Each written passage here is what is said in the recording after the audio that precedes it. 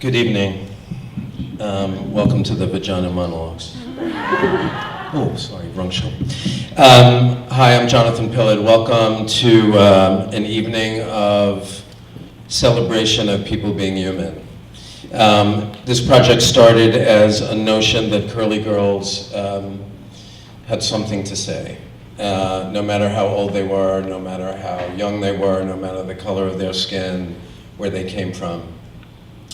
And as a storyteller who really celebrates and has gotten connected to the idea of tribes, curly people have taught me a lot about tribes, those places inside of us that are elemental to who we are. And particularly at a time like this, and the time that we're living in, if we are living in this, and maybe it's a parallel reality, so much needs to be connected. We need to find ways to include people and to connect people in ways that transcend, in my opinion, age, race, ethnicity, geography. And surely curly girls do that. So one thing is, I know that there was a message about turning off your cell phone, so that is clear. Please turn off your phone ringer. However, if you want to take pictures, we are not shy about posting and sending me stuff. This is how things like this grow. So feel free to take pictures of your friends and send them to them and post them and do whatever people do these days. What do young people do these days? So what do old people do these days? Anyway, I'm really proud to create a space where females of all ages feel safe enough to bare their soul. And there's more to talk about afterwards. After the show, we're gonna have a little talk back and Q&A with our cast, our wonderful cast of people who have shown up to do their thing. So without further ado, the Curly Monologues.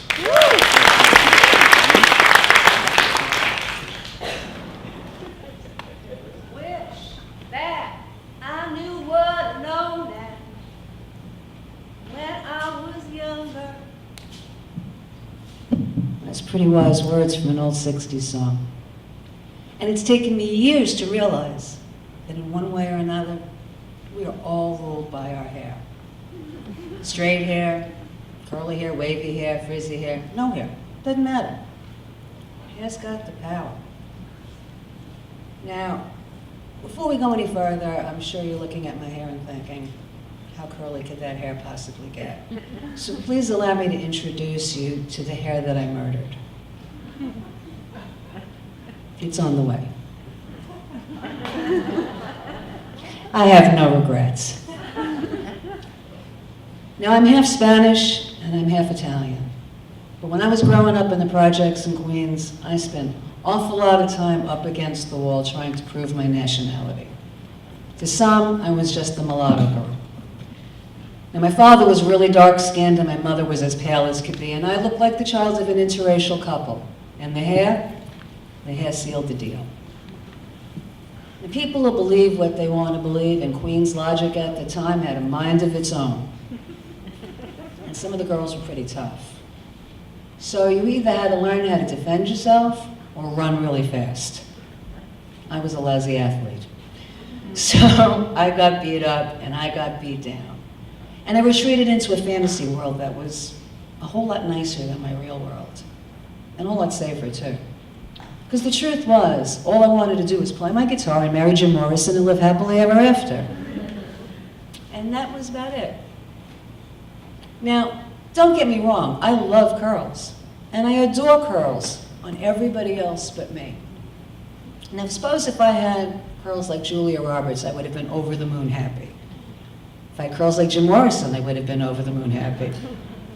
But at that time, I had a nappy head of unruly, unmanageable, misbehaving, kinky hair at the wrong possible time in history. The swinging 60s. I mean, this was the British invasion, the Beatles, the Rolling Stones, rock and roll, mod fashions, and dead straight hair. Everything cool came out of London. All I wanted to do was run away to England and live on Carnaby Street and hang on the corner, smoke cigarettes, and flip my imaginary straight hair with my favorite musicians. Yardley Cosmetics set the tone for what a cool girl should look like back then. And every teenage girl wanted to be a Yardley girl. Unfortunately, I looked the complete opposite. And it totally sucked, because I really wanted to be a Yardley girl. I idolized Cher back then, and all I wanted was long, sleek, straight hair with perfect bangs and the tendrils. Tendrils were very important. I bought every magazine and I read it cover to cover. I tried every single trick in the book, but no matter how hard I fought my hair, I lost every single battle.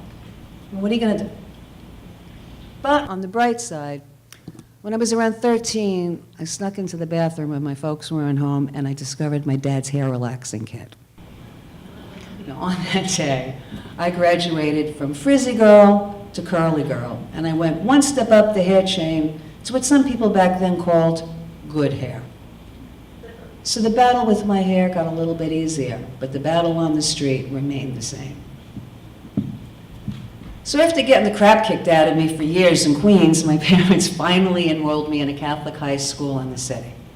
Now, Manhattan was just over the 59th Street Bridge, but I felt like I had landed on a totally different planet. After school, I hung out in Central Park with the arty crowd. Everybody had crazy clothes and platform shoes and love beads and wild hair, and no one was picking on anybody. I finally found a place I fit in. I finally belonged somewhere. I wound up taking my guitar down in the village and I was playing open mics, took my camera to concerts and I was shooting pictures, good ones too. And I started making new friends, friends that didn't judge. It was all about equality. And as for the hair, I discovered the power of a badass hat on a bad hair day. Because if you can't tame it, cover it. So fast forward decades to, let's say, the late 70s, early 80s, and suddenly everybody wants curly hair. Perms are making a comeback. Girls are stopping me on the street and they want to touch my hair. I don't know how to handle this attention because in my heart, I'm still a curly girl that wants to be a Yardley girl. I just don't get past that stuff. And big hair was all the rage then, so I decided to try extensions. It took 24 hours to sew all this hair from a complete stranger onto my roots, and forever to wash and dry. Forever. That's Queens for forever. And for a short period of time, I embraced my curls, as well as the permed curls of an Asian woman I never got to meet. I finally had Cher hair. Mind you, not the Cher in the swinging 60s, Cher in the 80s, but hey, I was fine with that.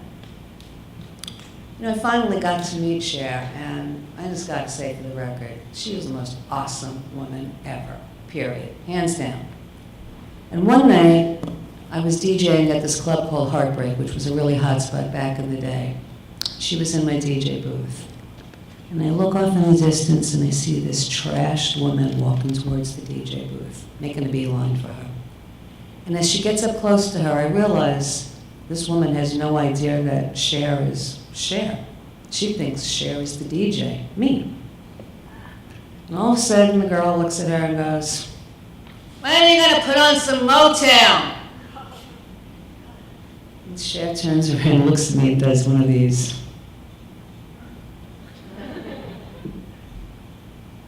Looks back at the girl and goes, "Motown coming right up." For a split second in history, Cher was me.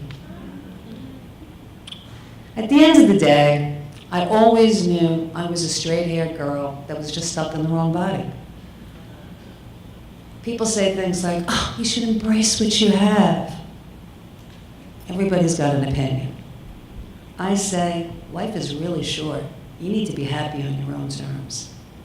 Now, I waited a half a century for someone to invent the magic elixir to straighten out my situation.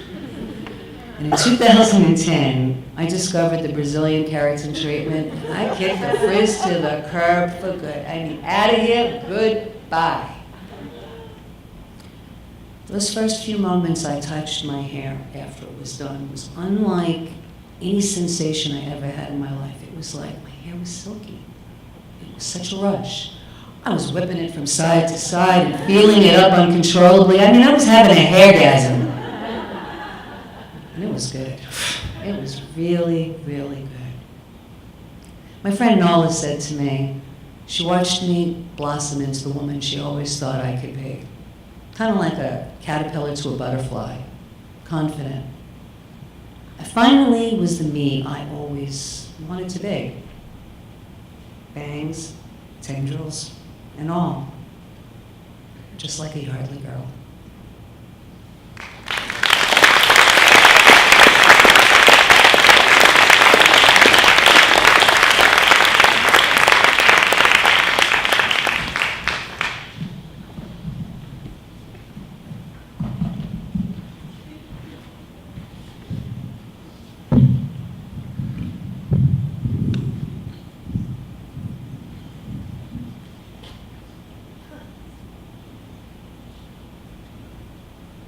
Time to do your hair.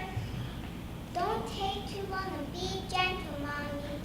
Sit still, and I'll go as quickly as I can and do it as fast as I can. Now, what would you like today? A braid, pigtails, down? Leave it down, please. Ow! Sorry. Did no one brush your hair when you were a little girl? I'm sure she did, but when I was 5.5 like you, my hair wasn't curly like yours is. In fact, my first real memory about my hair was when I was 2 years older than you, and Nona took me to the salon to get my hair permed. What's permed?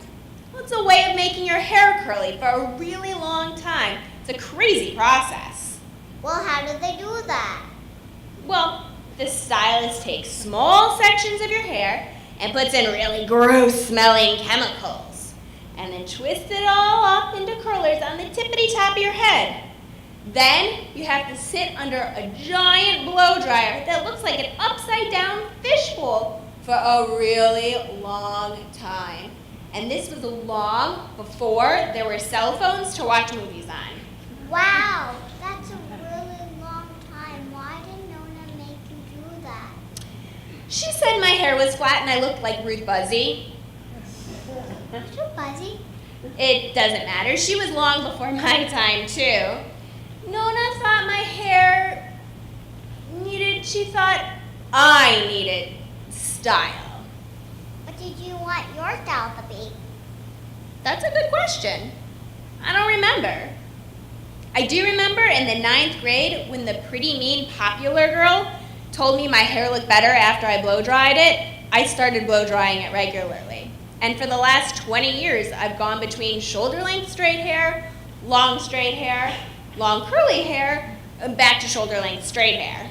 It takes you so long to blow dry your hair. Why do you still do it?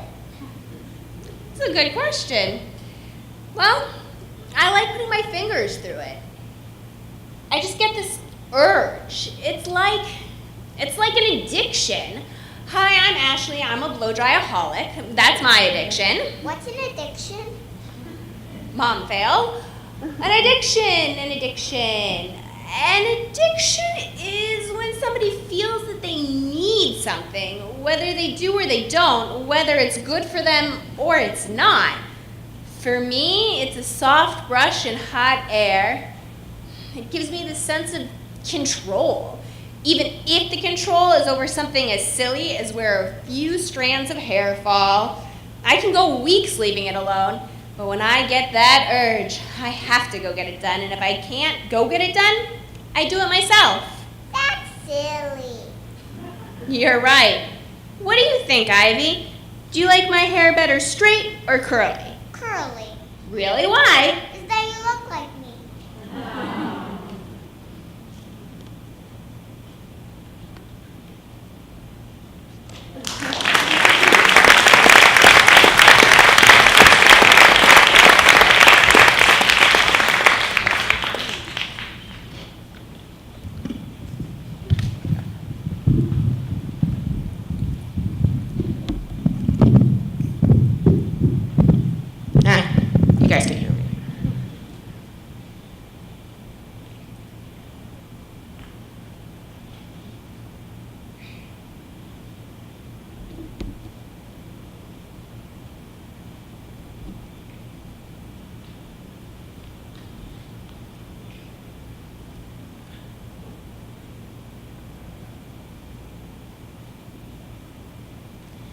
This is as long as I can get my hair to grow.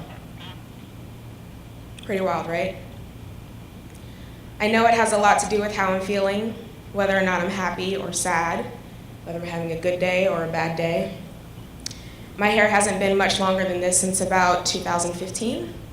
And even before the first big chop that I did of my hair, about 7 years ago now, my hair was broken and brittle. I've tried all different kinds of shampoos, conditioners, sheens, oils, greases, this process, that process, and the result is always the same. My hair takes to it for a while, and then it starts to break off again. My sisters love doing R&D on hair care, and they love sending me them. Actually, my sister sent me a video today. I didn't watch it. It just never works out, so each to our own. Is it my childhood? What to say or do about whatever happened to us, about whatever happened to me. Growing up, I was sick a lot. I spent a lot of time in the hospital. Eczema outbursts and asthma attacks were second nature, so I was well looked after. Always had an eye on me and my parents. So in that sense, I never really had to speak up for myself. And there were times where I really should have spoken up for myself, and it's something that I still have to work on today. I originally moved from Tennessee to Pennsylvania, and then Pennsylvania to New York, so the climate change hasn't helped either. And I remember right before I cut off my hair was braided up, and I didn't use the right hair to braid my hair. And it broke off a lot of my hair. So I had huge patches of my hair missing. And I would put it in buns or flip it just so that you couldn't see where I didn't have any hair on my head. And I remember I hated having short hair growing up because I was also overweight. So I looked like a boy. People thought I looked like a boy, or that I was well beyond my years. So when I did make that decision to cut off all of my hair, it was something that I went back and forth on for a long time because I didn't want to look like that boy again. I remember as a child, I would get relaxers, and I would get taken to the salon, and the women would pull and pull on my hair. And I would get braids put in, or get weave put on, or get a ponytail put on. I did eventually learn how to braid my hair myself, thank God, because I don't pull as hard as they did. And I think I can probably do it a little bit better than they did anyway. I've had a couple of different hairstyles. My favorite was the mohawk. And after a while, my hair started to break off again, so I had to cut my hair again. And every time I cut my hair, I feel like it's a new beginning, like I'm starting over again, which is fine, I guess. And the last salon visit I did, which was in 2015, I got faux dreadlocks put in. I don't know if any of you have ever had faux dreadlocks put in, but it hurts like a son of a bitch. I sat there crying while they were putting them in. And I mean, it looked cute and everything, but the damage it did to my hair, I had to cut my hair off again. It ripped out a huge chunk of my hair. It's hard to admit that I haven't been truly happy for probably 2.5 years. I befriended, became intimate with, and lied to somebody very important to me. There's nothing I can do to fix it, and I try very hard. Everything I could have done wrong, I did wrong because I didn't understand what I was feeling for him. And I have a lot of remorse because of that. I also lost my job in the spring, so that was another blow. Every time I see a curl on my bathroom floor, another curl that I have to sweep up, I think, why? And I tear up. Sometimes I just sit there crying.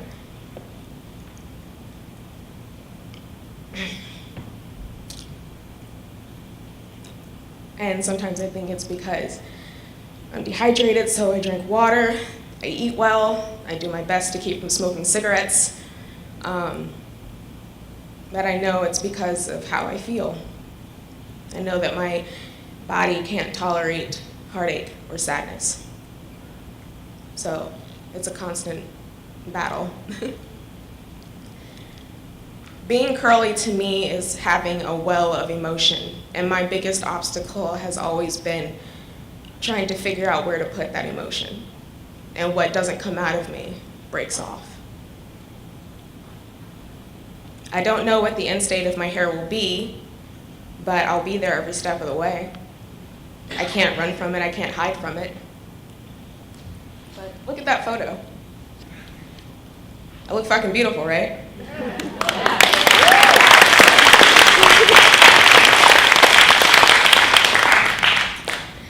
My obsession with my hair is that I want it to be long. And I know I look great with a short haircut. I rock the shit out of that. I know it. I know it. But I want length because I want to hide. When I cut all my hair off, I was exposed. And now I want to hide. Because I don't want you to see me crying when I'm walking down the street. That's okay. I'm happy to be here today with everyone. I'm happy to be sharing my story here with the rest of the Curlies. And I promise you'll see me with a full head of hair.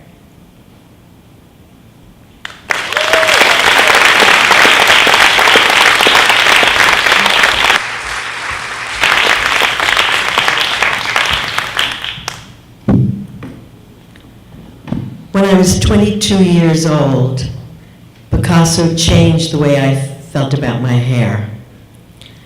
That was Claude, Pablo Picasso's son, who was my first husband, and he loved to photograph me. He saw long, beautiful curls. I saw frizz. He saw soft, lovely curls.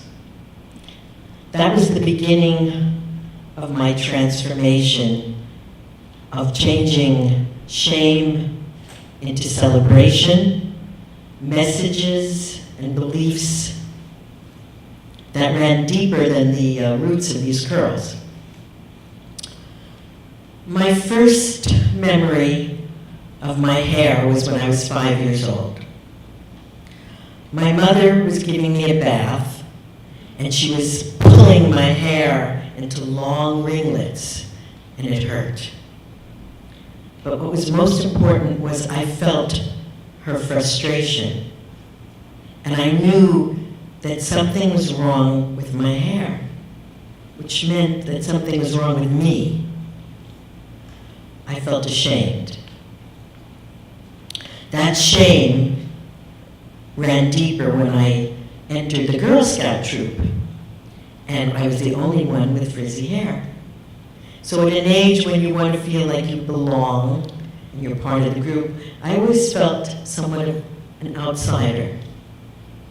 So I tried to keep pulling my hair back and controlling it, but we know that curly hair has a mind of its own. So I started to feel very yucky, and ugliness became part of my self-perception. So when I was about 10 years old, I started writing these short stories about a girl named Laurie. And she was tall, and she had blonde hair, and she had very, very straight hair. And I wanted to be her. She was perfect. So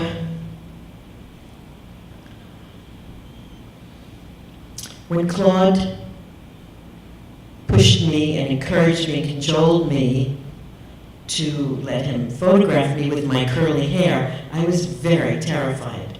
I was afraid that he would find me ugly and not want to photograph me anymore. So after many years of straightening and ironing my hair, his love for me inspired me to take a leap of faith and let him see the real me. around the same time, and that led me to a path of acceptance, self-acceptance, which was life-changing, and many steps have happened since. So around the same time, I was doing extra work in Ghostbusters, the film, and Bill Murray came up to me and said, "Who does your hair, Con Ed?" And I was very surprised. I wasn't ashamed. I was laughing. And I never straightened my hair again. And now seemingly every single day, people come up to me and ask me about my hair. First, they can't believe that it's naturally curly, which I think is so ironic. But the other day, I was standing about to cross the street on 11th Street, 6th Avenue, and this bag lady came up to me, and she looked at me and she said, she pointed at my hair, "Universal spirals." So these curls, which were a sense of humiliation and pain, are now my greatest physical aspect. And I don't even want to have straight hair. I'm happy to be just as I am.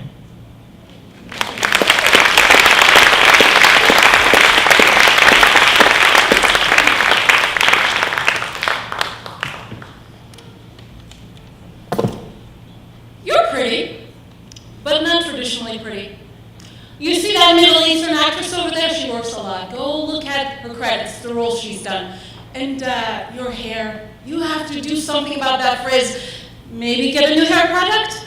You have to get your curls more defined. That casting director didn't know it, but she was giving me a wake-up call. I needed a new image. So I'm on a mission. I go to Sephora and Bumble, and they gave me a new shampoo and a hair conditioner, and a leave-in conditioner, and a hair mask, and a mousse, and a toner, and an anti-frizz, and a volumizer. Thank you so much. $300.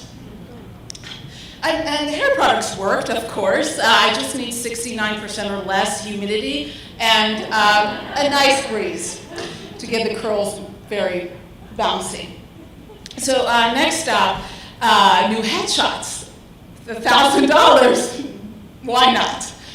So I copied that Middle Eastern actress's looks, all of it. The curly hair, the straight hair, the seductive look, the innocent look, all of it.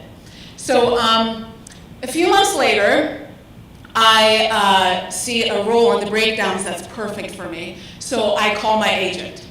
Hi, Mary Beth, did you see that Farsi-speaking journalist role? Would you pitch me for that, please?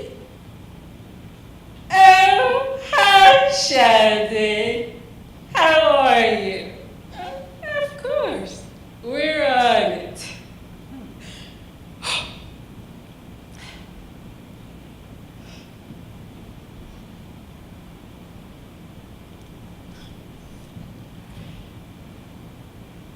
An hour later, the phone rings. Hi, Mary Beth. Hi, Sade. I'm sorry, but we can't get you in the room. What? Why? Oh, of course, I don't have enough credits. No, honey. They say you don't look Iranian. Iranian? What? I don't look Iranian. So at this point, I'm getting calls and emails and texts from my ethnically ambiguous friends and strangers alike, and not so ethnically ambiguous friends and strangers, asking me to translate these lines for them to Farsi, to teach them Farsi for this specific audition. Here I am, 100% Iranian, speak the language fluently, and so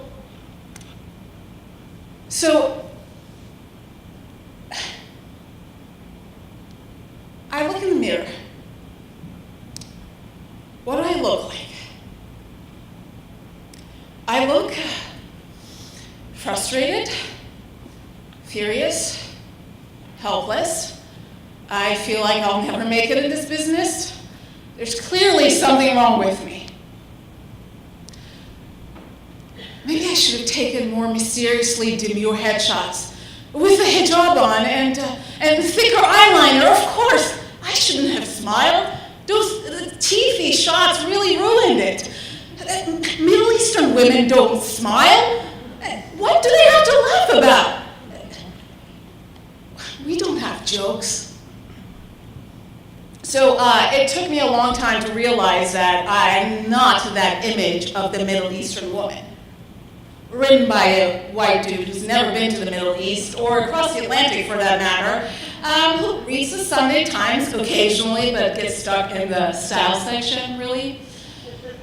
So, it's not all roses and daisies, of course.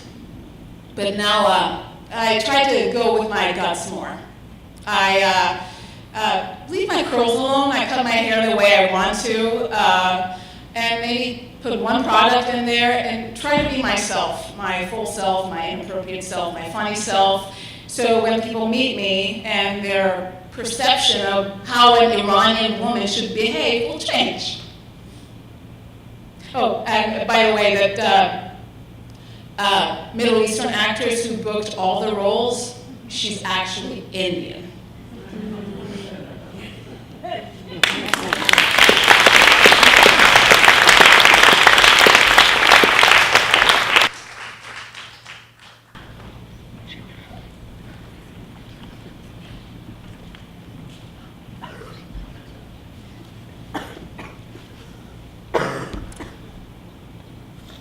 I know that you came here tonight to hear about curly hair. Well, I'm sorry to disappoint you, but I'm going to talk about my mother.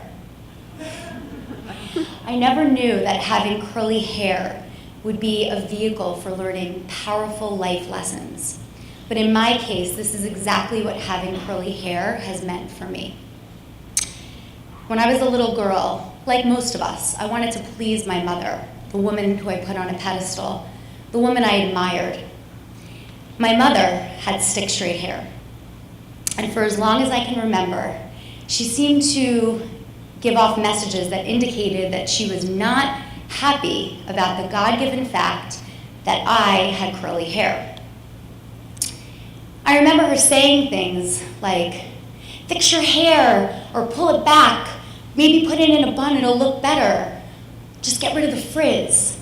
So I think for a while, I thought, she's right, because my hair was hard to manage. But I think what affected my psyche the most was that for a really long time, my mom had insisted that I get something called a keratin treatment. And she said that the keratin treatment would get rid of the frizz, and it would calm the hair down, and she said it would be really easy to manage. So I must admit, for a while, I went back and forth, thinking maybe she's right. My hair would be easier to manage. I wouldn't have to worry about getting up and doing it each morning.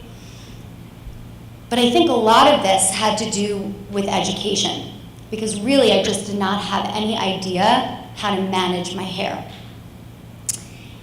The best decision that I made was to not get the keratin treatment, because having done so, it's possible that I could have screwed with the consistency of the curls that I have today.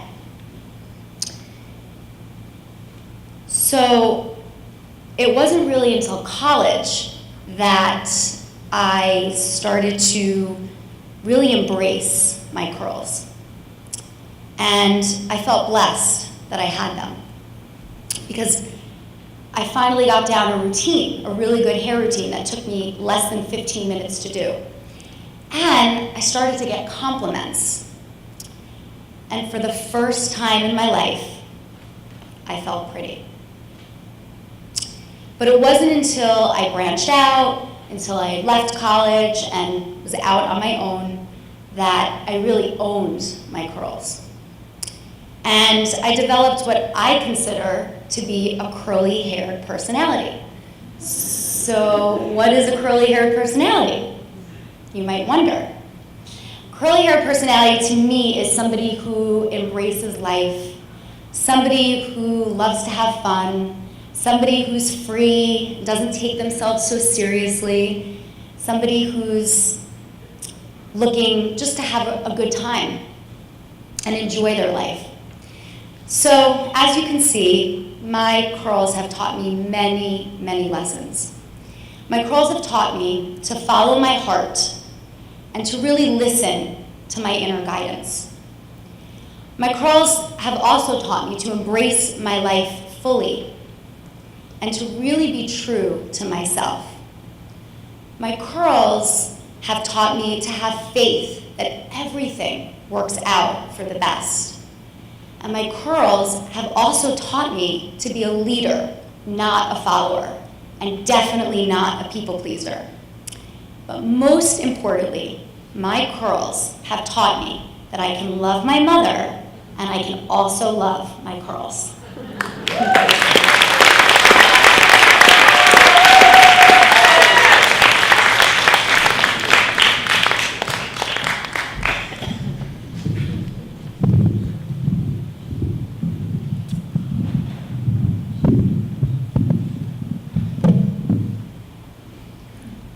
I tried to adjust the mic and it's not happening. I love talking and I love my hair. So when the opportunity came up for me to talk about my hair on stage, I grabbed it. My mum says opportunity is like a bald-headed man in a crowd. You've got to grab it. It's slippery, so you've just got to grab it.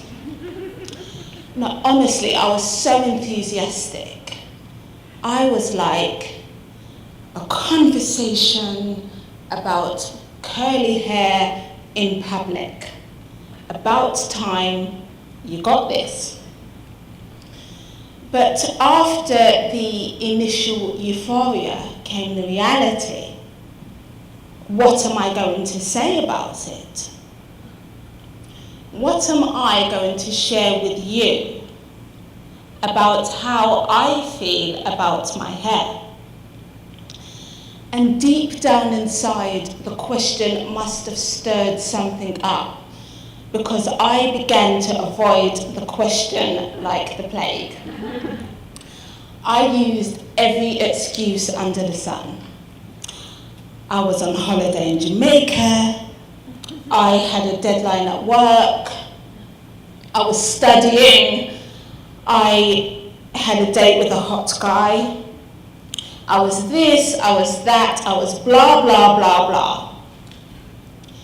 So after a little nudging, I took some time out and I really got tough with myself. And I sat down at my laptop and I said to myself, I said, Kelly, how do you feel about your hair? How do you really feel about your hair? And I answered, I'm not crazy, but I really had a deep and meaningful with myself. And I said, Kelly, I feel betrayed by my hair. My hair betrayed me when I couldn't play with my friends because it took hours for my mum to wash and dry and plait my hair on a Sunday evening.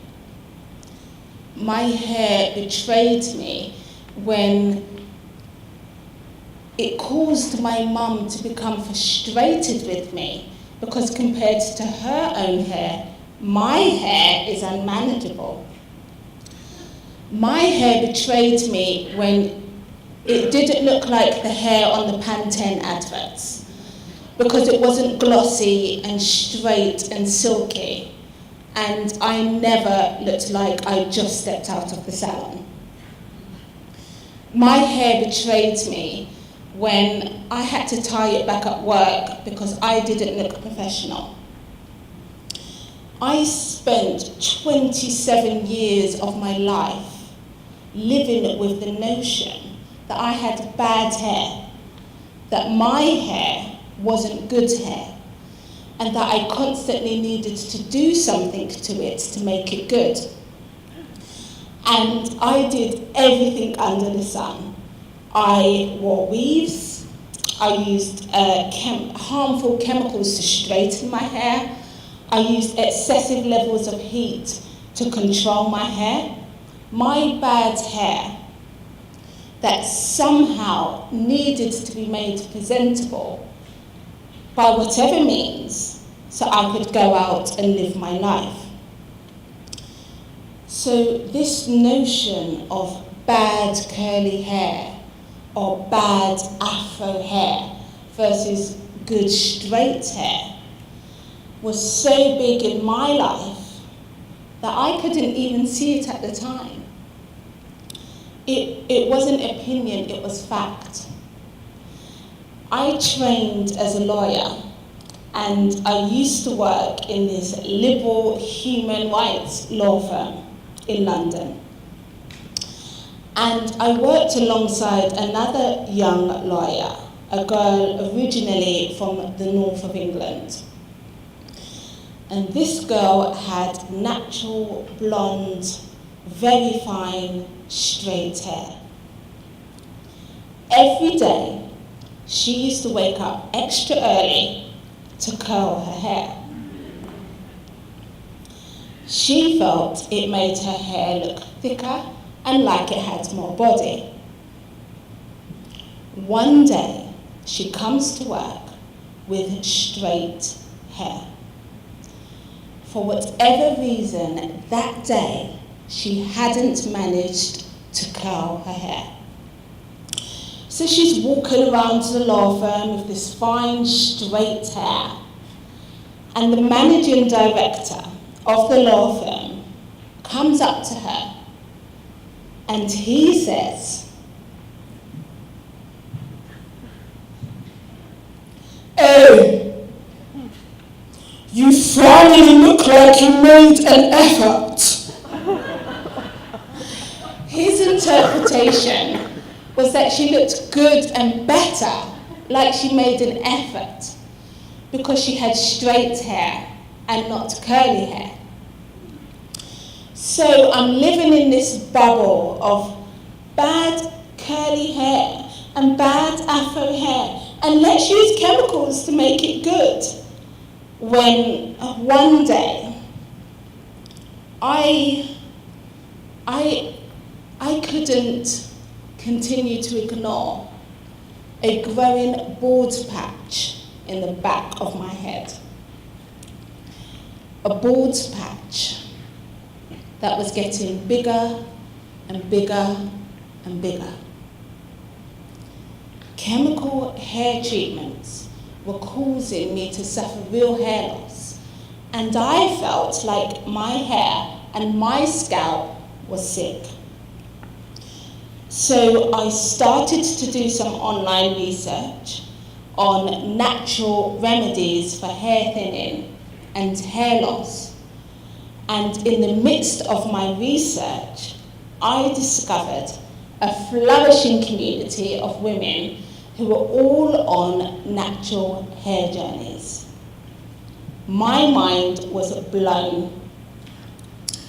There were a ton of bloggers and vloggers who were literally cutting off their hair, their chemically treated hair, so that they could become natural and regrow their natural curls and their natural afros from scratch in a healthy and wholesome manner. I couldn't believe my eyes. So do you know what I did? I jumped straight in. Well, I ditched the straight and I jumped in. I stopped chemically treating my hair, and I relearned how to look after my hair, the hair that I was born with. I started on my very own natural hair journey. And it wasn't easy. I wore a wig during the transitioning phase because I was ashamed to be seen in public without it. And it probably took about 2 years before I could look in the mirror and say, hair, I kind of like you. And it's taken me standing here today in front of you, sharing my hair story with you, to truly forgive my hair and really be at peace with my beautiful, messy, curly, afro hair.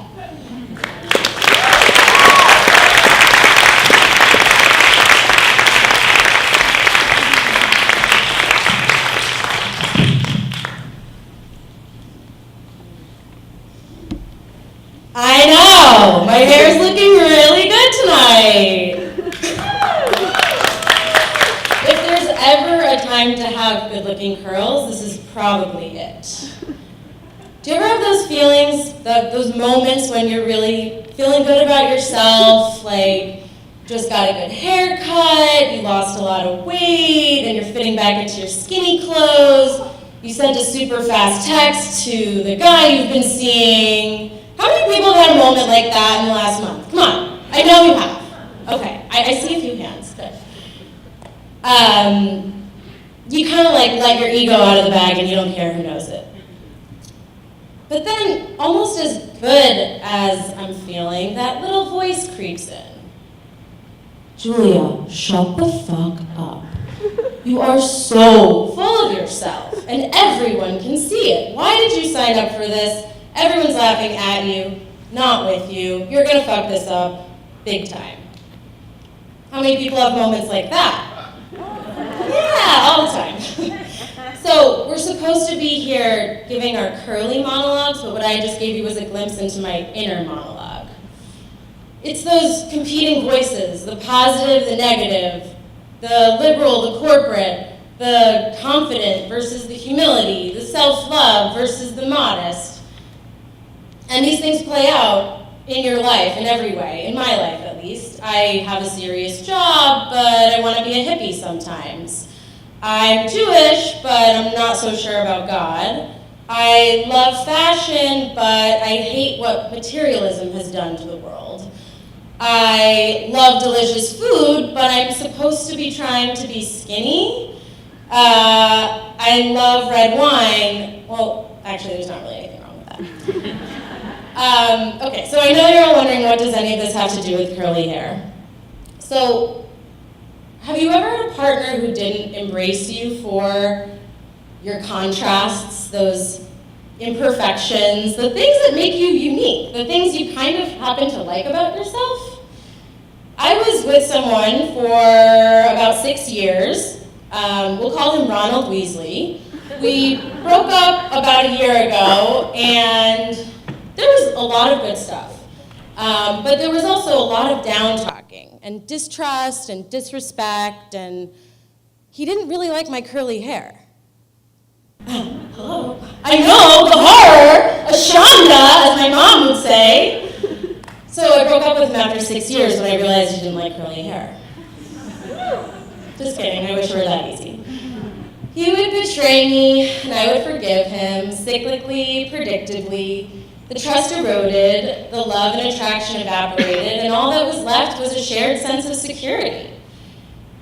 And 2 months later, I got an email from my curly hair salon in San Francisco, the city I had moved to 8 months prior to be with Ronald Weasley. Calling all curly girls, do you have a curly story you want to share on stage? I didn't have to read much further. I love theater. I was taking improv and stand-up classes, and I was really excited to get an email from someone other than Banana Republic. So I wrote back, I auditioned, and I got picked. And I started preparing. And in that preparation, I started thinking a lot about my curly hair and the stories and the journey of me and my curls and, my family of curly-haired people, my childhood lice problems, puberty and all the new curly hairs, my Midwestern sorority sisters with blonde straight hair, my time teaching English in South Korea, the land of perms and beauty obsession. And in that time, I realized my curls were such a part of my identity. They had informed so much of who I was and who I had become. And it was a way to turn up the volume on that confident, positive, Beyonce style side of my inner monologue and turn down the volume on the negative Fox News style channel. And that felt really good. I needed it badly. And in the process of preparing for this show, I realized what happens when you're in a relationship like that. The balance is way off. There's no harmony between your positive and your negative. I did the curly monologues. It felt really good. I collected those stories. I practiced in the shower. I met an amazing tribe of curly-haired women, just like the ones you've seen here tonight. And that felt really good. Ronald Weasley asked if he could come to the show. No was very quick and easy for me to say. You don't get to ignore my curls and then come hear my story on stage and those of the other women. No, you have to sit at home alone in the corner. And then I realized after this show, it's not about your hair, and it's not about your Ronald Weasleys. It's about embracing your identity and for me coming out from under a legitimate shadow. And that felt better than the security of a shitty boyfriend ever did.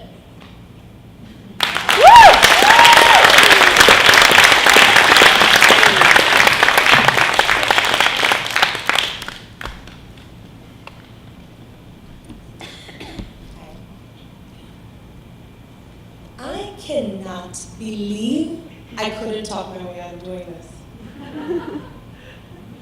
LASIK eye surgery was probably one of the most painfully excruciating experiences of my life, and that is sort of what this monologue process has been like for me. Actually, they gave us Valium, so this may be harder than that. But I realized with that experience and with this one that the only way to the vision was through the pain. And so I showed up. So here goes why, right? Trichotillomania, sounds very cool, is an obsessive compulsive disorder. It's otherwise known as the hair pulling problem. And for me, it shows up as getting this one right up to my head and pulling hair from the root out. 1 by 1, 2 by 2, 5 by 5. Every day for a very long time. That's a problem. So, I said. And, I mean, it wasn't always the case. I was actually born completely bald and didn't have a hair on my head for quite some time. And my dad, who was actually like this big, funny Dominican dude, would holler at me, "Coco liso, caco de hombre, caco de cebolla." Bald head, man head, onion head. These were my first nicknames as a child. And it was funny. I was the youngest of 3. I was the only girl. I did not have a hair on my head. It was funny. Then comes this. My mother, my poor mother, all she wanted to do was little moñitos on her baby girl. And then she gets this, after all these scalp treatments that she got from who knows where, right? She didn't know what to do with it, and off I went to the Dominican salon, which is notorious, right, for relaxing and heat and straightening, excuse me. And I actually never saw this hair again until last September when I cut off all of the treated hair.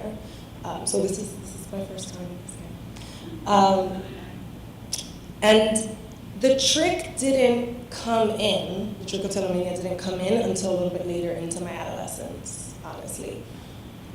A lot was going on, I guess, but I remember being in class and actually looking down at pools of hair and looking at my hand and looking around and being like, oh shit, I am crazy. I'm crazy. And then gathering it up and rolling it into a ball, putting it in my pocket, and then looking for trash cans later where I would throw hairballs out. I mean, it was bad.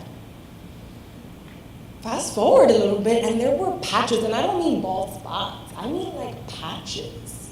And so I had to wear a hair weave, and I did that for over a decade. And there was fear, and there was shame, and there was pain, and there was all kinds of stuff associated with this hair and with this compulsion, and it was hard. And my mom actually, who, we didn't talk about it often, I remember she would say, you should just stop. I should just stop. And just like that, my hand would go right back up for that next pull. And it's that space, right, between me and discomfort, between me and anxiety, between me and fear, between me and myself, that is where vulnerability lives. That's where the magic is. That's where the God inside of me lives. That's where I am right now at this very moment with all of you. I've never had a perfect hair day. I've never gone out of a salon and felt like my most beautiful self when I came out. But I have this. I have this moment where I stepped into courage and showed up for myself. So, thank you.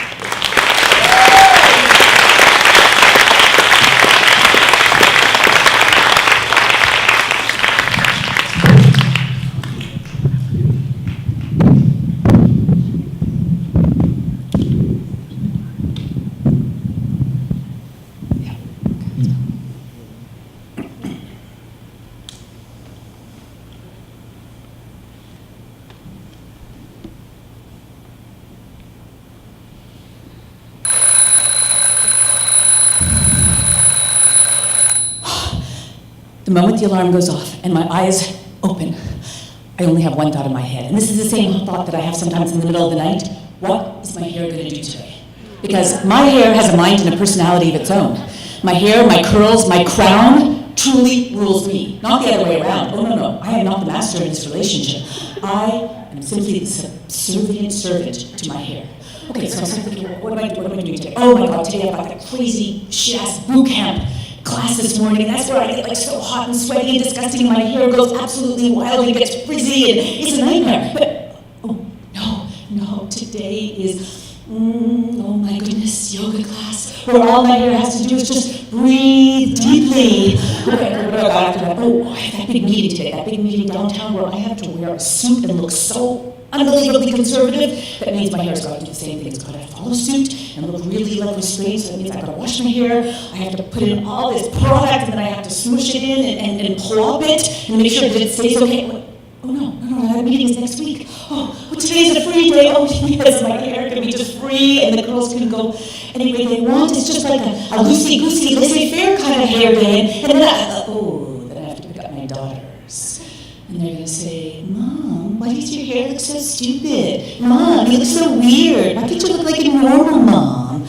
My darling teenage daughters, who happen to have the most beautiful curls you have ever seen. Long, silky, gorgeous curls, and they have no frizz. No frizz! But they insist on straightening their hair with that Brazilian chemical crap. I mean, I never straightened my hair when they were younger. Oh no, I didn't want them to think that anything was wrong with curly hair or that straight hair was better. No way. And even when I would go to the salon and they would say, oh Margot, we will do your hair, it looks so beautiful, it is just straight, a little bit, we do a little blow dry, and of course it's free with the cut.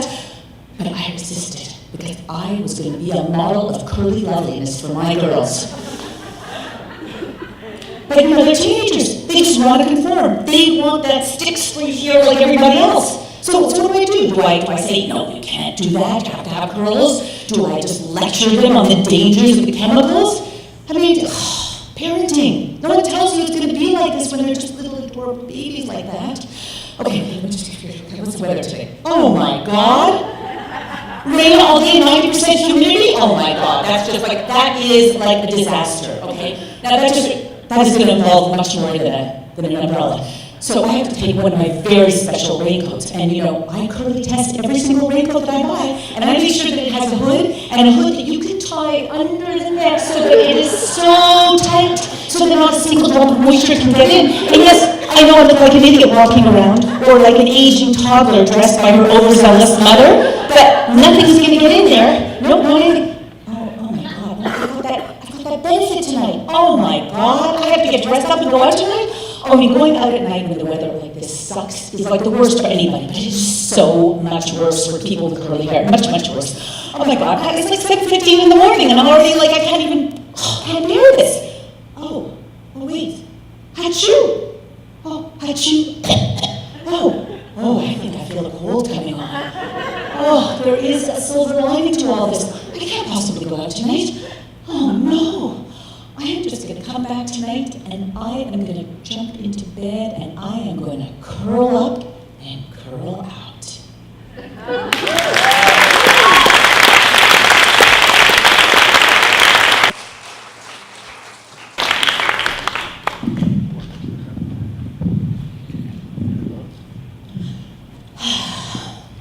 At the first Curly Monologues, I couldn't believe all the beautiful women with curly hair were pining over this. Raquel Welch, Marilyn Monroe, Alicia Keys, Juliana Margulies. Curly, wavy hair that flows. The freedom, the sensuality, the wildness of it. To me, it's also glamorous. Why is it we all want what we don't have? So this is me, the one with the straight hair that's brown, and I'm here to represent curly envy, or let you know that straight hair is not all that. It gets knotted, and it's painful, and I can remember my dad loving to brush my hair, and being a girl gets knots. Sometimes it hurt, but that was the beginning of people pleasing, so I had to suck it up and let him brush it when I'd rather be left alone. And don't get me started about the days when I went to school with softball sized knot in the back of my hair, hoping that nobody could see it, so I put some strands over it. Glamour started with us in the 70s with my mom. She had hair and she was always so put together. It had volume, it was gorgeous. Even to this day, she's 88 and she goes to the beauty parlor every week. My dad at 92 loves seeing when his chickie gets highlights. And the definition of woman was always looking good in my household, from her to my grandmother. She never left the house without lipstick or looking just so. And at night I would watch her with a tissue paper, putting the pin curls in and going to sleep. And my grandfather and dad were always delighted. So being a tomboy growing up in Queens, the world of beauty kind of escaped to me, so I needed help. I'd go to bed with those pink foam curlers and just pray that they'd all stay in. But if they didn't, you'd have curls and then the one piece that would go boing! And it came down to the wire when you're rushing out for school. Can we do triage, or do they have to look like I didn't know what was going on? So what does a straight girl have to go through? Curling irons, gels, mousses, volumizers, hairspray. Anything that says freezing or mega hold is like crack for us, because we're never guaranteed that our hair is going to look the same way when we walk back in the door. I can remember we had a curling iron when I was in high school that didn't have a metal tip, and so I'm working with it, it's brand new, it's very complicated, and there was that time it kind of singed my neck. I got a little popular that week because everybody thought it was a hickey. So when all else fails, we resort to drugs, chemicals, in the ways of perms. So I was in 8th grade when I got my first one. You can see it didn't stop me. And so my mom explains what it was. We went to the salon on Liberty Avenue. They rolled my hair. They put that lotion on it that felt like it would choke the life out of you. I was hearing about Neutralize and perm solution and waiting for them to unravel it so I could finally have that wavy hair like the ladies on Charlie's Angels. But to my dismay, it turned out that I looked like a smaller version of Rosanna Dano with Christmas tree hair. And so I suffered through it, went to school, went back the next day and said, you gotta help me fix it. They said, okay, we can cut it a little bit. And so I let them do that. And then when I walked home, fucking Medina across the street was like, "Hey, Shirley Temple, what happened to you?" So needless to say, it didn't quite work out. I just shot another insult at him and ran in the house before anybody could see me crying. So if there's a word to girls these days, I would let them know what it says in my house. There's a plaque that just says, "Be your own kind of beautiful." So enjoy.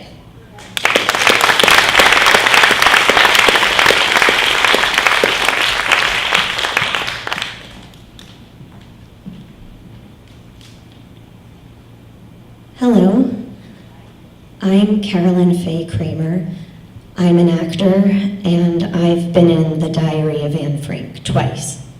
That's a total of 6 months in the secret annex. And having curly hair was definitely not a problem. As Anne, I would fold my curls under and pin them with bobby pins so it was in a short bob, and no one knew. And after the show, many less curly friends would say, "How does your hair stay like that?" Well, it's the magic of texture and 80.4% Ashkenazi Jew. I recently got my 23andMe results back. My DNA is 80.4% Ashkenazi. Even my mom said, "That's a lot of Ashkenazi." To my surprise, there's nothing else in me but European and 0.1% East Asian. Most of the people I told were not surprised about the 80.4%. Honestly, and I'm ashamed to say this, I felt a little let down. I was expecting 15% Middle Eastern or African, anything to explain my ethnic ambiguousness, as the industry likes to call it. As a curly, dark-haired, brown-eyed woman, I am ethnically ambiguous in the eyes of casting people. At least I was back in Chicago. Somehow less so in New York. In New York, I'm just Jewish. But how do they know? How do they know? My boyfriend of 3 years is Chinese. Hi, Eric. We really reversed the stereotype. I told him I wanted to take Mandarin lessons, and he said, "Yeah, it'll be you and 10 Jewish men learning for their Chinese girlfriends."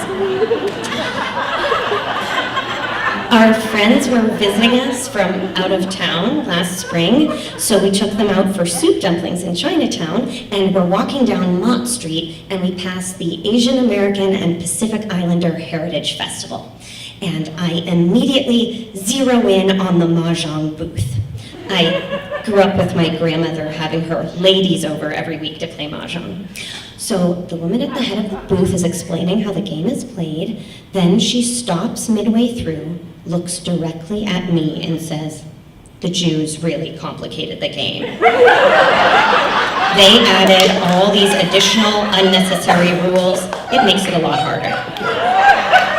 Why did she look at me? How does she know? And then I also realized why I was never able to learn the rules when my grandmother explained them, but when my boyfriend's grandfather in Beijing explained them, I was able to learn in about 20 minutes. And he taught me in Chinese. And I don't speak Chinese, but I am working on it. Ni sheng da ma zheng ma. That means, you want to play mahjong? Question mark? Anyway, what gives away my Jewishness? I think it's the hair. The point of all this is that I struggle with type. That word that most actors hate to hear, type, what is your type? Most people become actors to play many, many things, not just one thing. But in reality, type is your way to get cast. Specificity is your entryway in, and then from there you can change their minds, and you'll land the role of the next Buffy the Vampire Slayer in the series reboot. Anyway, that's what I'm banking on. So last year, I'm in class with a casting director. I have prepared the material to a T. Strong choices, I'm off book, that means memorized. Hair done, nails done, everything did. That's a Drake quote. So I get up in front of the class and the camera, I do my piece, it goes great, and then it's time for hair and outfit critiques. He says, "Your hair, it just needs to look better." This is better. I actually did that thing where you use a curling iron to recurl flyaway frizzies. "Well," he says, "thank goodness or not, it's a 3-week class. So the next day I make an appointment at Divashan for a pricey trim because I will look better next week." And I guess I do. I basically curling iron the shit out of it so it's in these glossy ringlets that make me look like a cross between Farrah Fawcett and a 5-year-old country singer. But hey, he thinks it looks better. Then I realize I watched a few episodes of the shows he casts before taking the class. Did anyone on those shows have curly hair? No. And then I realize I'm never gonna get cast on those shows! Duh! So why bother? Or to straighten or not to straighten? Is that the question? What are the options I have as an actor when it comes to this? Keep it? Wait for the next production of Anne Frank? Or Fiddler? Too bad I don't sing.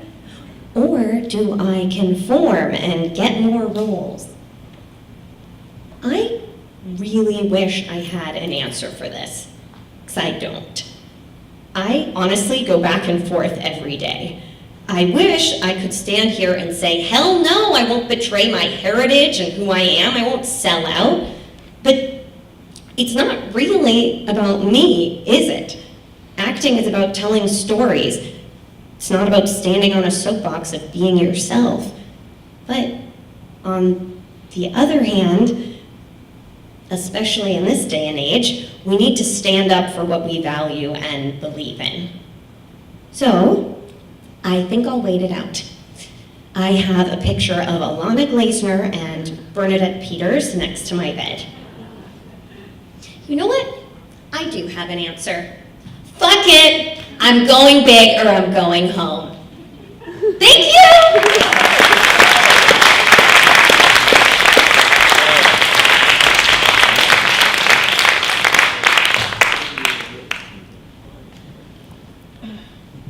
I am a woman who likes to be in control of everything. My husband, shh, don't tell him, where are you, honey? My daughters, they know already. Everything, our home, where we eat, where we vacation, everything. But for 2 decades, I had one thing I had no control over, my hair. And I tried desperately. But I think it was actually a good life lesson. You see, this is a story not just about one event, one assumption, or even one person, because my life has taken hairpin turns, and it has involved everyone in my life. I inherited my hair from my dad, Kurt, nicknamed Curly very appropriately. But it was my mother, our mothers are getting beat up tonight, who was responsible for maintaining my hair. She has stick straight hair, didn't have a clue what to do with it. So she did what she thought was the logical thing. She cut my hair in what was called a pixie cut. I swear I had bangs up to here. She glopped on dippity-doo, I'm dating myself, and I didn't even look like I had curly hair. Eventually I was old enough to fend for myself, and I learned how to wrap my hair, giant soup can hair. It worked, briefly. And I also learned about at-home straightening products. They don't work. The trauma continues because I went to the beauty parlor to get a haircut. And I'd walk in and he would say to me, "Did you bring your scarf?" Why? We didn't have blow dryers. We had hair dryers. They used giant rollers. 30 minutes later, I had lost patience, jumped out of my skin, and I took the rollers out. And if your hair is damp, it's called frizzy. So I put a scarf over my head, crawl out the door. But there was something else that was really, really great. It was called the iron. You see, the flat iron also didn't exist. We missed a big opportunity on this. This was a task given to my older, straight-haired sister, and she loved this job. I would crouch under the ironing board, and she would take it strand by strand. Now, her goal was to get as close to my scalp as possible, and she loved this task. Me, I was terrorized. So, I find it remarkable, though. Nobody said to me, Ellen, it's just hair. With your Shirley Temple dimples and your corkscrew curls, you're going to be the one that they can pick out of that class photo.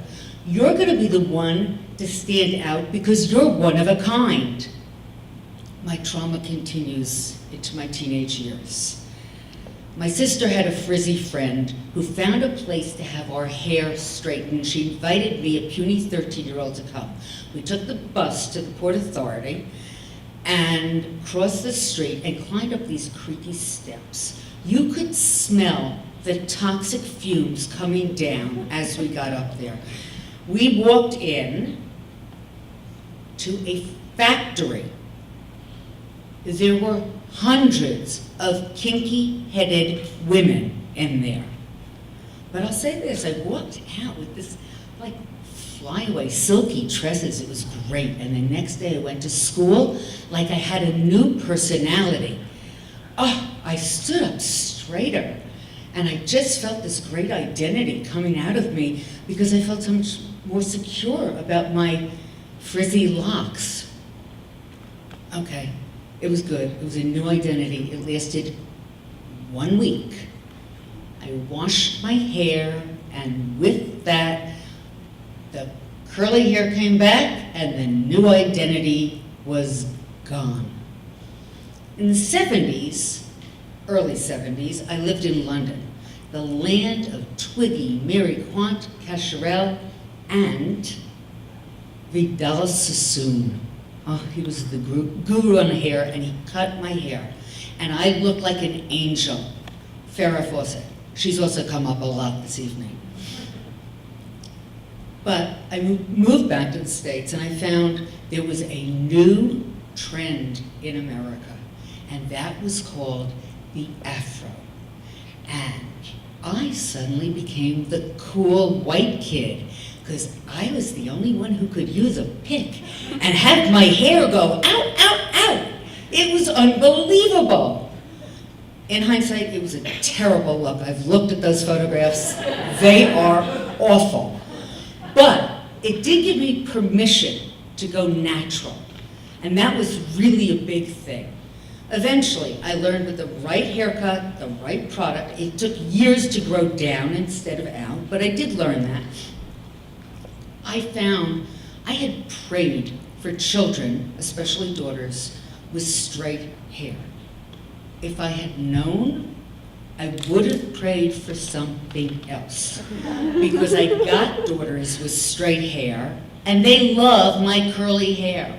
They can find me anywhere looking for my hair. And you know, my husband, I think he fell in love with me because of my lion's mane. He might have stuck around for a few other reasons, but he loved my curly hair. Now remember, a little while ago I said to you, it's just hair. Well, it is just hair. About 11 months ago, I was diagnosed with a rare chronic cancer. And I have to give up control to doctors, nurses, chemo, and a lot of drugs. It's been pretty tough for us. But I've learned it's just hair. I'm still curly. I still have a badass personality, a love of life, and a good sense of humor, maybe great sometimes. I'm expecting my second grandchild in March, and I'm hoping that maybe he or she will inherit my curls. And you know that mother I had, when I go visit my 90-year-old mother, she touches my hair and she goes, "Oh, your hair, it looks so beautiful." And you know what? I'm kind of loving it myself. You can see that it's curly, but you know what? That curly girl, I'm just curly on the inside.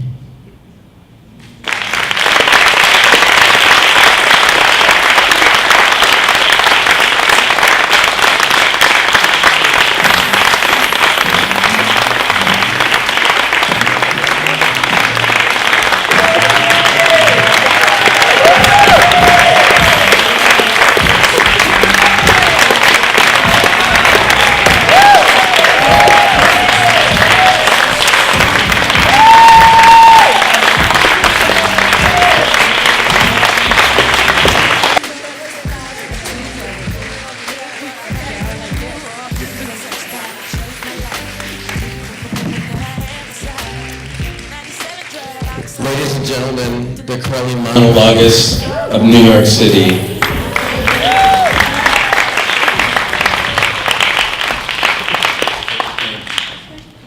It was awesome!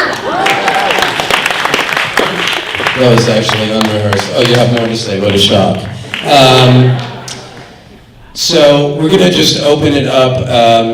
I'm really proud of these people who, you know, have jobs, and some of them actually have acting jobs, but, you know, they fit it into their life to make something happen that's really special. And I think for many people, it takes the pink elephant out of the room and opens up some space for them to just create something else in there. And I want to thank the people at the 14th Street Y. This is an amazing theater, I think. I love this place. And think about coming to things here, whether you're Jewish or not. Whether you've ever had a bagel or not, it really doesn't matter. So does anybody have any questions for our lovely, talented crew here? Any particular story you want to talk about, anything that you want to ask? You with the curls. Oh, sorry, that was the wrong thing to say. I feel like I walked into a curly salon when I got to the elevator. Hold on, I feel like I'm on a game show. Now, I actually have a question for you. And first of all, I want to say that this was just magical, and I feel like my story is a piece of everybody's story who spoke today and presented their stories. We were all connected by our little ringlets coming out of our heads. I know this is sort of a little bit of a spin-off from the vagina monologues, but I'm curious why there aren't any men in this group. Well, there's one. No, because I'm smart. So the question, it's twofold actually. One is that with my desire to actually try to figure out how to turn this into somewhat of a commercial opportunity, the truth is that beauty companies don't really give a crap about men and beauty. So it's more guided there, and actually women have way better stories than men. So when it comes to hair, anyway. You want to talk about the Yankees maybe or something like that. But the thing about hair is that if a guy has a big fro, I had long, wavy, orange hair. And some people believe that that's why I can relate to people who have hair issues. So with guys, if he's going for an interview at Morgan Stanley and he just got out of college and his hair's out to here, he's not thinking about straightening it, he's just thinking about cutting it, you know, or shaving it or something like that. Women are dealing with, you know, whatever those issues are, which I think are human issues about being themselves. So recently I was on the subway because people said, well, I don't know some men. I know some men. So I walk up to a guy who had curls longer than anybody here on the stage. And he's on the subway. I mean, the most magnificent curls. I walk all the way through the car. I'm like, okay, I'm going to go for this guy. I'm going to go for this guy. They say, oh, guys don't have good stories. He's going to prove me wrong. And I walk up to him, I tell him my spiel, he's looking, the train's going. I'm like, so you must have some amazing stories about your hair. He goes, nope. So if you have guys who want to do this, that's cool, but send them to me sort of privately. Anybody else? Sir? Question for Ms. DeYoung. Some of the other women shared how they found the opportunity to act in this. I'm interested in how you found it. And did this, are you an actress? Did this just come up after you found out about your cancer? No, I don't want to be defined by cancer. First of all, I think that's a really important lesson that I have to learn how to put one foot in front of the other. My daughter actually headed up the after-school program here at the 14th Street Y for years. And she knew about Jonathan, and when she heard about the curly monologue, she said to Jonathan, you have to meet my mother. And so, and she looked at me, she said, you have to do this. And I said, for you, I would do anything in the world, and so I'm going to. And as soon as I met Jonathan and I did the interview with him, I said, she's right. This is going to be so good for me. And it's, you know, I'm trying to take the positives. One of the positives is I can now wear my hair short, and I can jump into a shower. It's great.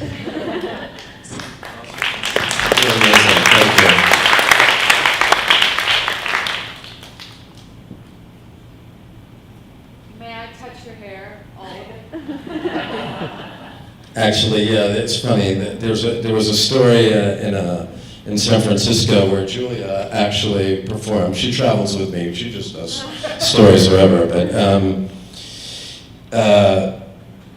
a couple of stories about, I mean, it's hard to believe. Straight-haired people have no idea that people walk up to curly-haired people in the street and just touch their hair sometimes. I mean, you'd never do that to a straight-haired person. Has that happened to you? Okay. And this woman's story in San Francisco was amazing because she threads it out. It starts with somebody touching her hair, and 4 minutes later she reveals that it was happening in a woman's washroom where, you know, the person wasn't even washing their hair. It was so powerful, just the liberties and you know, what people do around curly hair.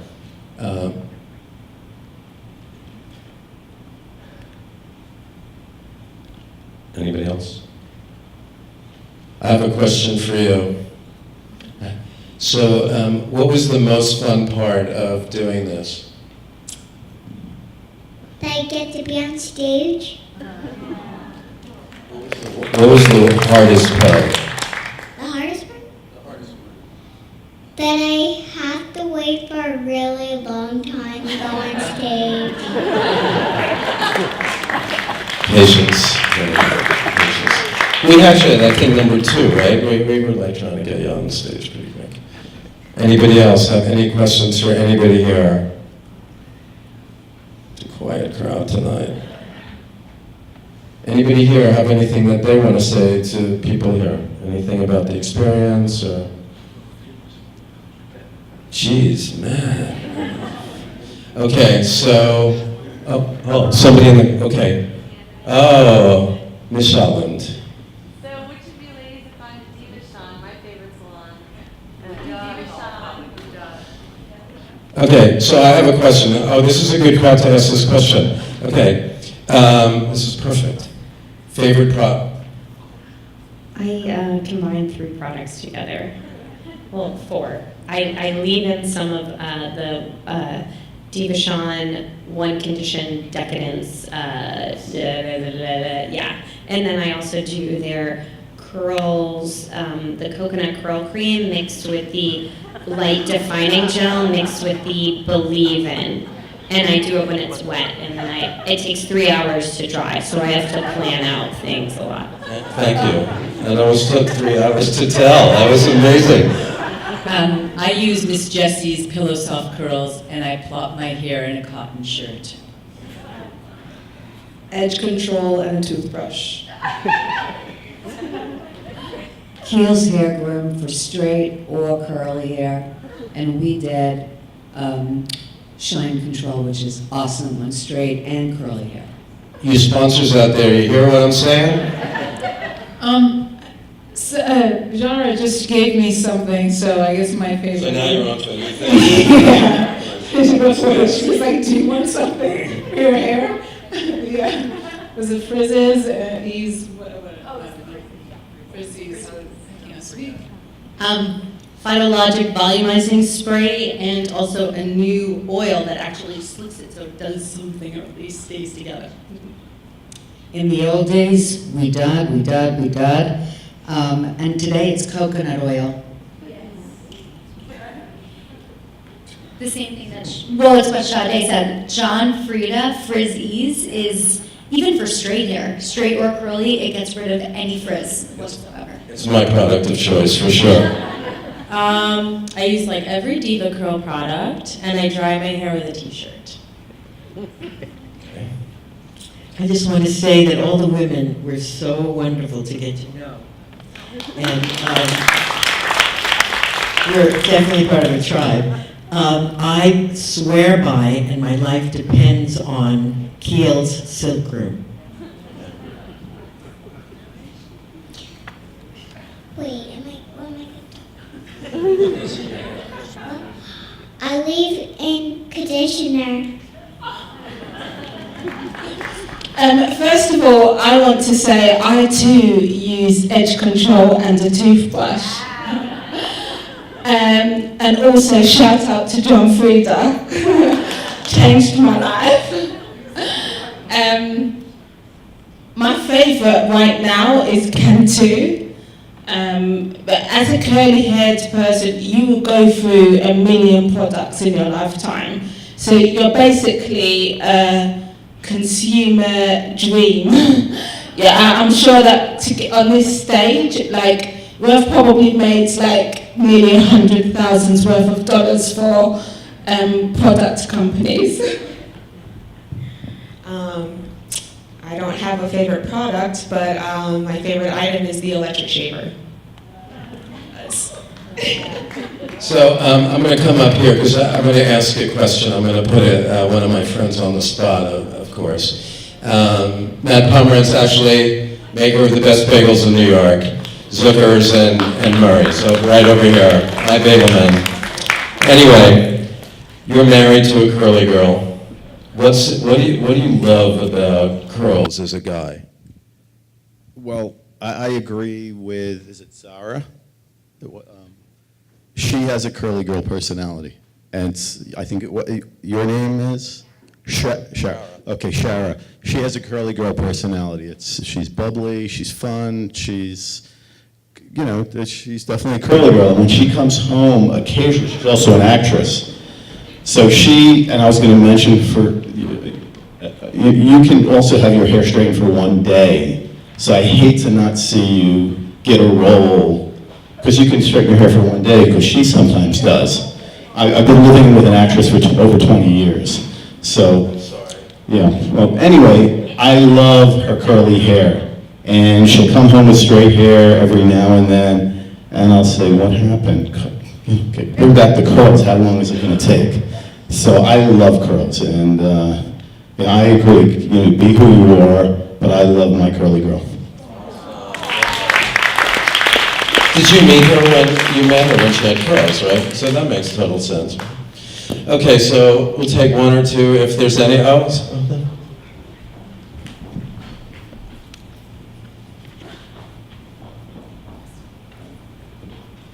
I'm very puzzled because I thought it was just a metaphor. So I'm trying to figure out, what is this about? Are they really talking about hair? I can't believe it. I mean, I didn't pay $20 to hear about how to curl or comb your hair. I know in the 60s it was enormous when the Beatles brought in long hair. It was a revolution because it was, the end of the tight-ass 50s and the sexual revolution and all that. But what are they saying? What are we saying? Accepting yourself. You got more to say than that. I mean, there's deeper. What would you say? don't get me started. I didn't prepare anything. But I'm not story of being disappointed. I mean, it touched on some deep subjects, identity and self-acceptance. But now let's not bring it back to products and consumerism. Women have a lot to say these days. They are being put on by the crazy president. We have a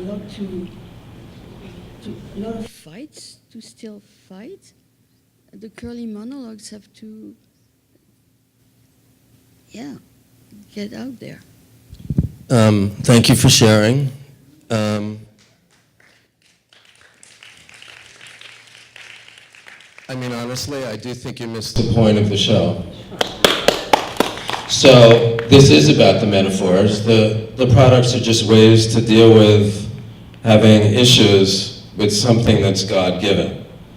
If somebody walks in, if you walked into a job interview and you didn't get the job because of it, or a recruiter told you to be not be yourself, or you're something or other to watch The Millionaire Matchmaker, where she tells you that if you want to get a man, you should straighten your hair. I think we have some problems based on something that's naturally you. It's like walking into a job interview and somebody saying to you, I'm sorry, your arms are too long, I can't deal with you. So, thank you for being honest, and I think that what these guys are talking about, the universality of some God-given thing that connects you across age, race, ethnicity, geography. Born in England, born in Israel, born somewhere, and suddenly, your mother or your father said to you, can't you do something with that? I mean, this show actually is some kind of look at bad parenting. Because people don't realize how much those little things, or friends who say, oh, you're this or you're that, we take those things on very seriously. So the metaphor of this story is to be yourself. Every one of these women has gone through a transformation and back and forth.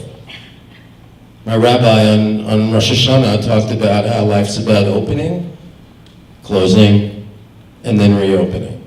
And I think for so many of these women, that's what ended up happening, and hopefully people like young Ivy grows into her curly personality, because your shyness is really getting to me. But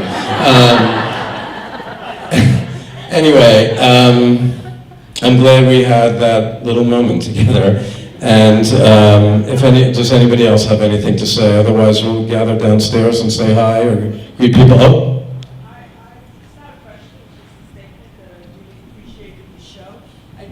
Picture right there looks like my sister there, and I'm totally opposite. She's the one that tells me to embrace, and I'm the one doing the Japanese straightening and the keratin and the Brazilian.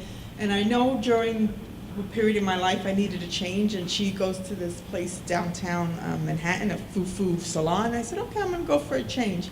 What made me think that it was specialized in curly hair? I didn't even think of it. So I go to the salon, and it's a fufu place. Okay, I was all right with it. I come out. I was like in shock, because I thought I was gonna come out looking like Farrah Fawcett, not realizing they specialize in curls, and I came out looking, all curly. It was beautiful, but I was in shock. I needed a drink afterwards. And she goes, I think someone said, you need to embrace your curls. And I went to my sister, embrace this, I said, 'cause I was just like in such shock. So to this day, I don't really embrace it, but I'm dealing. But she has. I just want to follow up on touching your hair. I meant it ironically, of course.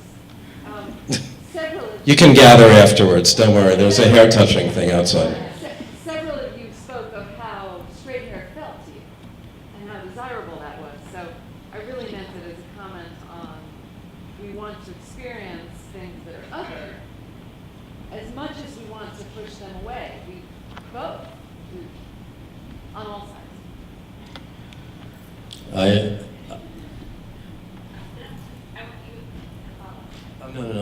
have enough to say. You have enough to say? Okay.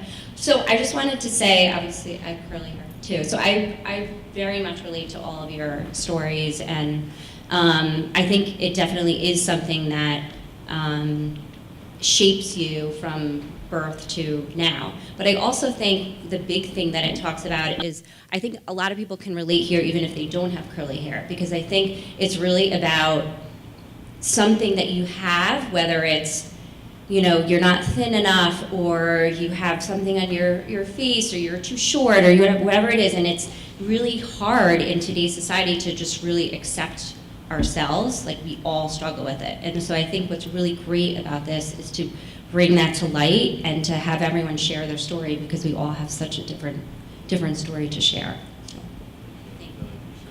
I mean, that is really what it is. I mean, I don't know. I mean, this is a very curly way, you know, my whole experience in making this happen was certainly a circuitous route, but it just simply was based on a hunch that females would have a lot to say that would connect them and would include them and combine them. I mean, I think a lot of the stories are about, a couple of people mentioned the notion of belonging.